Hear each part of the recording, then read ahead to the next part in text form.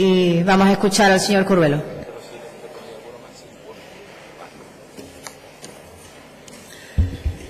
Muchas gracias, presidenta. De nuevo, buenas tardes, señorías, señor presidente del Gobierno.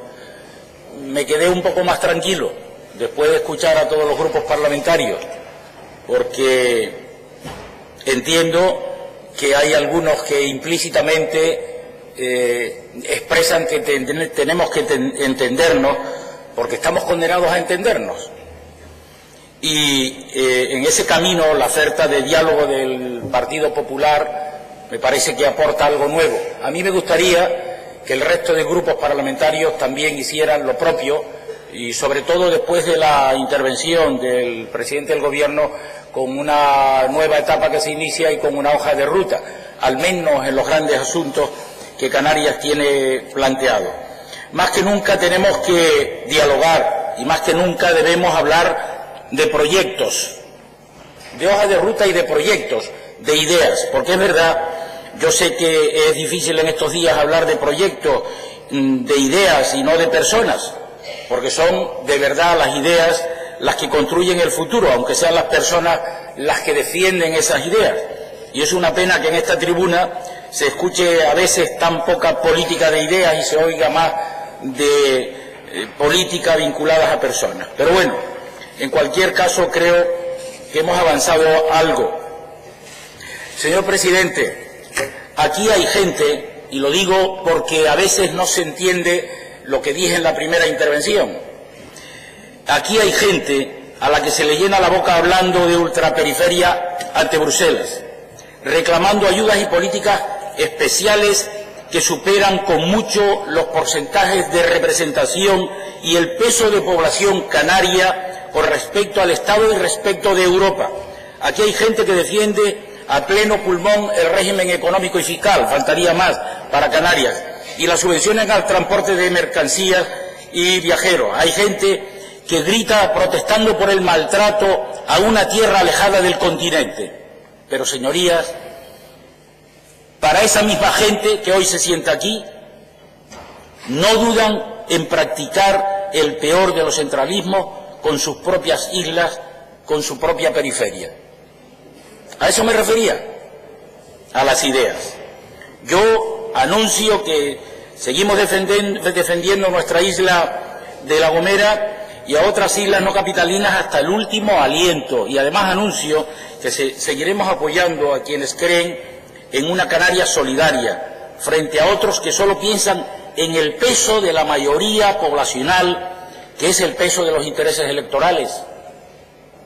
Y además me gustaría que cuando tengan la oportunidad los portavoces políticos que hoy se sientan aquí, me gustaría, si los políticos canarios queremos hablarle a todo el archipiélago con posibilidades de que nos crean, lo primero que tenemos que hacer es decir lo mismo en todas las islas. Porque no decimos lo mismo en todas las islas, y creo que a partir de hoy no van a haber vericuetos.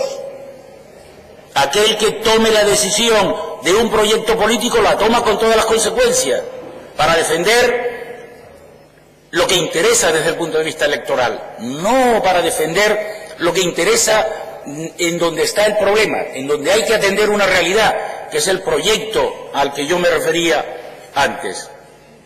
Por tanto, vamos a trabajar por la cohesión y por la igualdad de oportunidades, señor presidente del Gobierno, y es la visión moderna y progresista de la acción política. Hay otros que ven el progresismo de otra manera. El progreso común de Canarias no se entiende sin una visión compartida de las islas y el progreso de todas ellas, de todas sin distinción. Y por eso el diálogo que anunció el Partido Popular y la propuesta debe aprovecharlo usted, señor presidente del Gobierno. Yo sé que hay gobiernos en minoría y que avanzan. ¿Cuánto tiempo estuvimos en el Congreso de los Diputados? Y bastó una abstención del Partido Socialista para que hubiera gobierno. Mucho tiempo estuvimos, pero fue posible gracias a eso. Por tanto, dialoguemos, hablemos, construyamos. Y el Partido Popular ha aprovechado la oportunidad para anunciarlo. Recogió el guante el presidente del Gobierno, y ¿por qué no lo hacen otros grupos parlamentarios? Para hablar de compromisos de futuro, ¿Por qué no hablamos, señor presidente, del compromiso de nuestros jóvenes para que de alguna forma la educación bilingüe sea una forma de salir adelante y por tanto de implicarse en la sociedad canaria, que tienen que emigrar a otros lugares y a otros países? Adquiera y proponga un compromiso serio de un plan de choque para esas 100.000 personas, 100.000 canarios, que más de 31.000 están pendientes de una operación quirúrgica, de una intervención quirúrgica, inclusive de una consulta especializada. Hagamos un plan de choque. ¿Qué impide a que el presidente del gobierno o que lo proponga Podemos o la agrupación socialista Gomera? Nada lo impide. Hagámoslo. No nos entretengamos más en un gobierno precario como algunos quieren señalar. Claro que está en minoría. No hace falta sino contar los 18 más 3 frente a los 60. Pero, ¿y por qué no hacemos ese plan de choque? ¿Por qué no hablamos de un plan para la prevención y la extinción de incendios con la incorporación de medios aéreos para defender nuestros bosques? ¿Por qué no hablamos de un plan para atajar el despoblamiento que tiene la isla del Hierro, La Gomera y la isla de La Palma? El resto han crecido desde el punto de vista demográfico. Estas no. Hablemos de un plan para todos comprometernos con esa realidad. ¿Por qué no hablamos también de aplicar el 75% del descuento en los viajes interinsulares para la cohesión territorial de nuestro archipiélago? Y también en la comunicación interior, señor presidente del Gobierno, que es el caso de La Gomera. Creo que para la cohesión territorial necesitamos hacer un esfuerzo y seguir trabajando en los grandes asuntos que conciernen a Canarias. Ayer estuvimos en Fitur, señor presidente del Gobierno. Hagamos un plan para cualificar también, para cualificar la oferta turística de nuestro archipiélago, porque es verdad que hemos sobrepasado a las expectativas. Hemos pasado ya los 14 millones, casi 15 millones de turistas, pero tenemos que cualificar la oferta para que el potencial de recursos del nivel de gasto del que nos visita sea cada vez mayor. Señor Clavio. Disculpe, señor Curvelo, perdón, lapsus. Un minuto más. Muchas gracias, presidenta.